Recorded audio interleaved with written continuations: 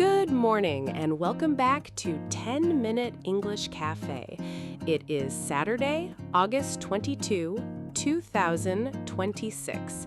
Our story is the NYC falafel chain Taïm after a tax non-payment notice and temporary closures.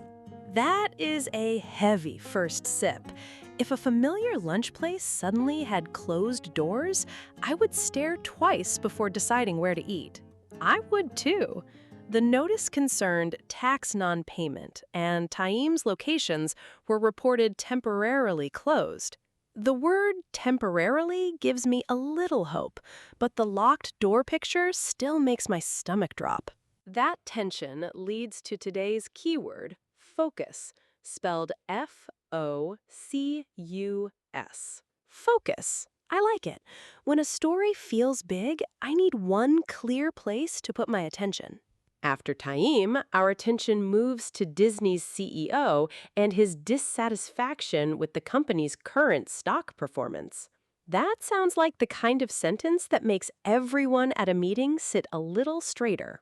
Then, the Canadian Music Publishers Association takes us to a July filing about AI and copyright questions. A falafel chain, Disney, and an AI copyright filing. Different worlds, but each one asks where attention is landing now. If you are new here, we turn real news into natural English conversation every day. We slow down the names and numbers, then talk about how the news actually feels to a listener. If that helps your listening practice, please subscribe and spend 10 minutes with us. You bring the curiosity, we'll bring the coffee, and keep the focus clear. All right, let us begin with Taïm and the signs around its sharp decline. I'm ready.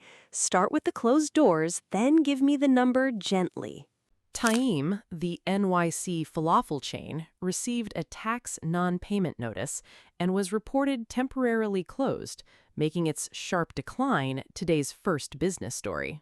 A lunch chain going quiet like that feels eerie. I picture reaching for the door, then realizing my usual quick meal is not happening. That door-closed reaction is why the name matters.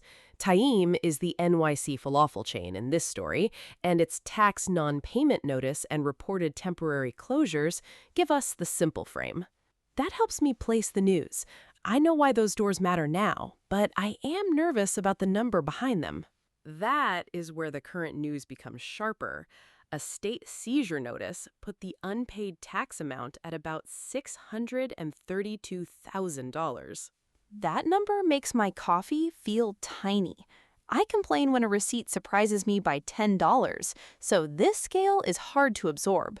Your receipt comparison captures the shock of scale. Separately, Taïm no longer appeared on Craveworthy Brands' brand list. That feels like checking a big menu board and finding one familiar name missing. The blank space would say a lot without making a sound. The missing name image fits. Taïm was also described as a fast casual pioneer founded in 2005 that had gone into sharp decline. That timeline makes me think about how quickly a familiar story can feel different. Pioneer sounds forward-looking. Decline looks backward. That contrast is the emotional center. The state notice gives the $632,000 scale, while the temporary closures show the change at street level. Street level is what reaches me first.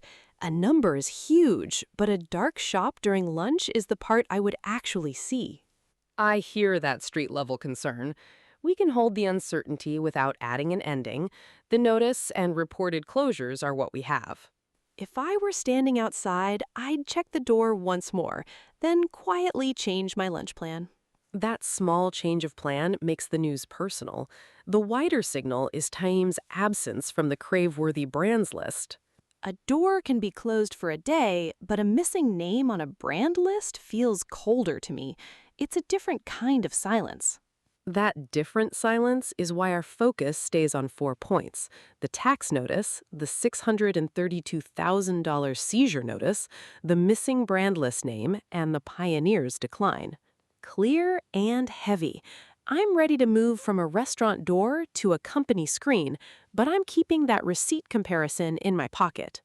Disney CEO Josh D'Amaro said he was dissatisfied with current stock performance, and that dissatisfaction is today's second business story. Hearing Disney named with that dissatisfaction is unusually direct. I picture a meeting screen with one line everyone wishes were moving the other way. Your screen reaction fits the stock performance point. The plain context for Disney is its named growth focus, Disney+ and ESPN going directly to consumers. Those names take me straight to my home screen. I would be looking at the apps and wondering which one gets my attention first and why I'm opening it today. That home screen reaction shows why the context matters to this news. Separately, revenue growth from Disney's parks and cruises was described as solid. So one side of the picture feels physical with parks and cruises, while the other side lives behind icons on a screen. Yes, and the stated valuation focus is shifting beyond theme parks towards streaming economics. That shift makes me imagine two spotlights. One still hits the park, but the second one is moving toward the streaming side. Your spotlights keep the measures separate. His dissatisfaction was specifically about current stock performance, not a claim that every part of Disney was weak. That distinction matters. If one plate on my table is good, I can still be unhappy that the whole tray feels unbalanced. Your tray comparison catches the difference. Parks and cruises can show solid revenue growth, while the valuation focus moves elsewhere. And focus suddenly feels very visual. It is not saying the park disappears, it says the camera is watching another part more closely. Your camera image is precise. The named growth focus was Disney+ and ESPN through a direct consumer approach. For my couch, I would simply wonder which service gets my attention first and why I'm opening it today. That couch question brings the strategy close without stretching it. The growth point itself is direct consumer growth around Disney+ and ESPN. Fair. One strategy can touch my couch through two app icons, while the stock performance sentence stays restless in the background. That contrast keeps our topic 2 focus precise: dissatisfaction with stock performance, direct-to-consumer growth, solid parks and cruises revenue growth, and shifting valuation attention. Got it. My picture is a park gate, a cruise deck, and two app icons under moving spotlights. Busy, but much clearer now.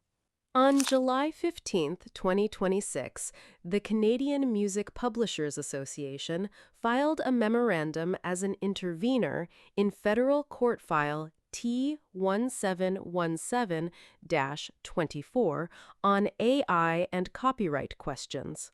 That long association name and file number make the news feel instantly formal. I picture a very serious folder landing on a very serious desk. Your folder reaction has a narrow anchor. The association filed a July 15, 2026 memorandum, and its named role was intervener. Intervener makes me imagine an extra chair at the table. I would sit down carefully and keep both hands around my coffee. That extra chair image leads back to the current news. The filing was in federal court, file T1717-24 on AI and copyright questions. AI and copyright already feel like two big words. Put them beside a federal court file number and my brain stops trying to be casual. I understand that reaction. The exact date keeps the event concrete. The memorandum was filed on July 15, 2026. I would highlight that date first. When a sentence has a group name, a role, a court file, and a topic, the date gives me somewhere to stand. That reading habit makes sense. We keep the full name because the Canadian Music Publishers Association is the subject that filed the memorandum. My everyday comparison is a name tag at a crowded table. Knowing who placed the folder there makes the scene easier to follow. Your name tag comparison keeps the subject clear. The date and file number make this one specific piece of paperwork rather than a vague debate. My imagination still wants to add dramatic courtroom music, but the actual fact is quieter. A document was filed. I like that correction. The real action word is filed, and the subject area is AI and copyright questions. Quiet paperwork can still hold my attention when the words AI and copyright appear together. That pairing feels impossible to ignore. That direct reaction helps us stay with the filing instead of inventing a result. The question area is AI and copyright, with no broader conclusion attached. That narrow frame is actually calming. I can react to the importance of the words without pretending I know the ending. Good. Topic 3 gives us one precise event rather than a list of claims, so precision is the whole conversation. One event, carefully held. That is a different kind of focus from the first two stories, and it may be the one I remember longest. 3 stories, 3 different places for our attention. Which one kept pulling your focus back? Mine keeps moving between Taïm's closed doors and that federal court folder. One feels visible on a street, the other feels precise on paper. So take today's keyword with you. Focus means choosing the exact detail that helps you understand what changed without rushing past it. For me, focus was the difference between a giant cloud of business words and 3 pictures I could actually remember. Here is today's question. Which story would you focus on for one more conversation? Option A is Taïm's tax notice, temporary closures, and sharp decline. Option B is Disney's growth and valuation focus around streaming economics. Option C is the Canadian Music Publishers Association's AI and copyright court filing. I would choose B because the contrast between solid parks and cruises growth and dissatisfaction with stock performance keeps making me think. I choose A because a familiar-looking restaurant door can hide a number far bigger than anything a customer sees. Tell us your choice and your reason in the comments. You can answer in any language and add an emoji that matches your reaction. A closed door, a moving spotlight, or a serious folder. I already know which emoji mood I'm bringing. If this conversation helped your English, please like, subscribe, and come back tomorrow. Have a calm Saturday, keep your focus clear, and enjoy the rest of your coffee.